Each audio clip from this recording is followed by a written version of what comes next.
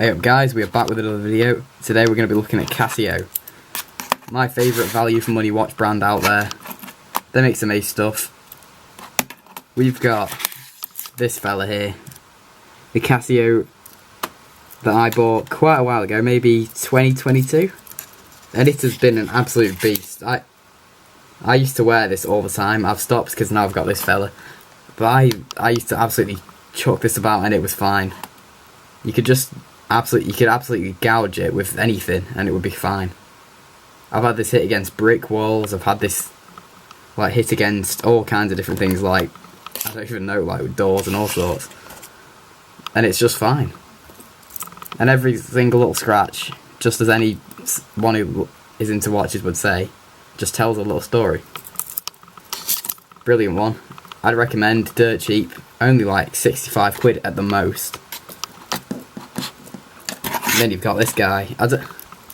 I'm not even sure if Casio are still doing these. This is quite a unheard of reference number. No one really talks about this one. But this is probably my favourite variant of the Casio Wave Scepter. It's got the dial, which has the analog time if you want simpler. Then it's got the exact, and it's all exact because it's got radio set technology built into it. So it picks up those and then it tells you the time, which for me is pretty neat.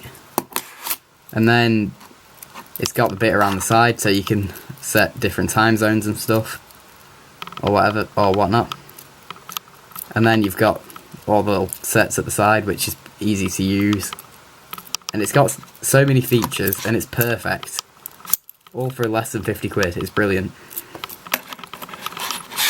Then you've got this fella, the Casio Royale, which is a really, really good watch. It's got a world time feature, so you can set as many times as you want on it if you're a traveller.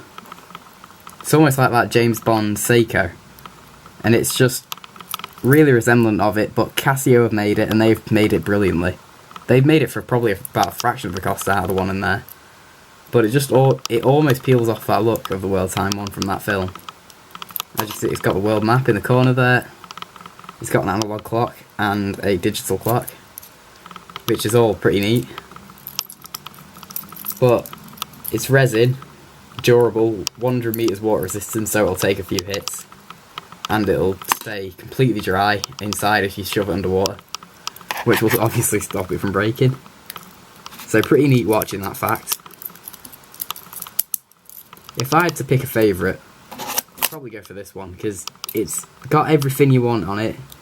It's got a big thick case, so you could probably like give it some and it'll be fine. And it hardly even costs 50 quid.